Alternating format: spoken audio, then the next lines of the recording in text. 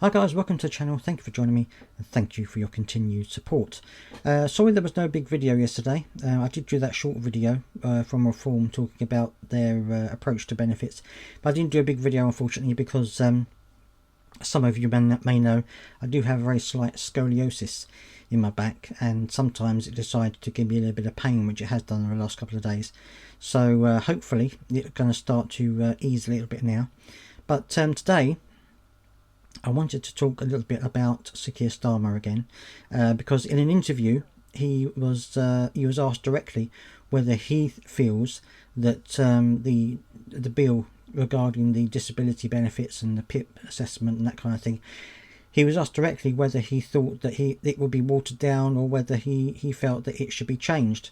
So I'm going to show you the article now, and you can take a look at it and let me know down in the comments as always what you think about it. Let's take a look. Right, so this is in the Mirror. He was asked whether Labour rebels would have to lump it. The PM insisted that he will push ahead with reforms in spite of criticism. He faces a wave of backbench anger with around 100 MPs now raising concerns about the measures. Now 100 MPs is quite significant.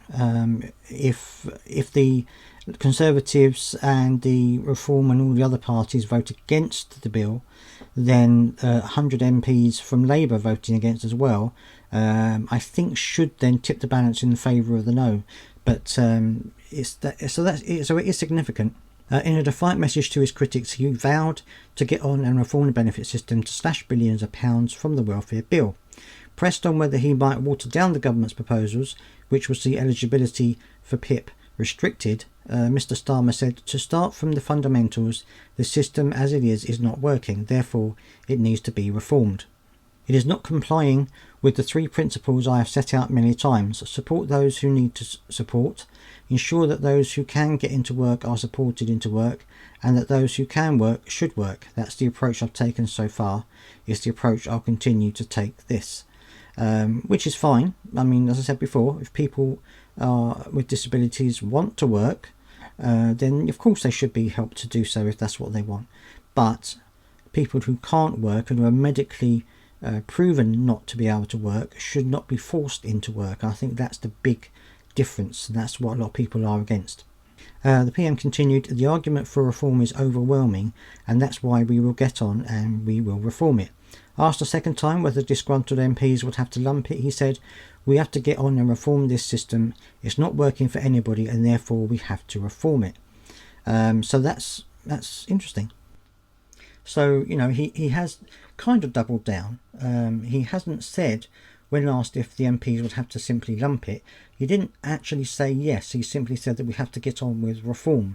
And I think he's very mindful of the fact that a lot of Labour MPs now, more growing all the time in fact, are becoming very upset and very uneasy about this situation, mainly because a lot of them realise that this could be a one-shot deal. This could be the only chance at government that Labour get in the near future, because if they completely muck it up, then people will not vote them in a second time. And I think a lot of MPs are realising now that this bill in particular, this green paper, is a cause of a huge amount of concern for a lot of people, even people who aren't disabled or don't have any kind of medical condition, are also very against this bill. And I think that they are now starting to realise that this is going to definitely cost them their seat next election if they vote for it.